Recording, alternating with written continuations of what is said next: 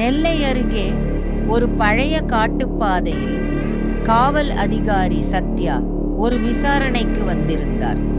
3 பேர் காணாமல் போயிருந்தனர். அவன் டார்ச் ஒளியில் ஒரு பழைய கூரையை பார்த்தான்.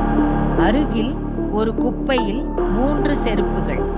ஆனால் அந்த 3 பேரும் வெவ்வேறு நாட்களில் மாயமானவர்கள். திடீரென அந்த கூரையின் உள்ளே இருந்து ஒரு சத்தம், நானும் உன் கூட வந்திருக்கணும். அவன் முன் கதவு தானாக திறந்தது. உள்ளே ஒரு நடுங்க வைக்கும் காட்சி.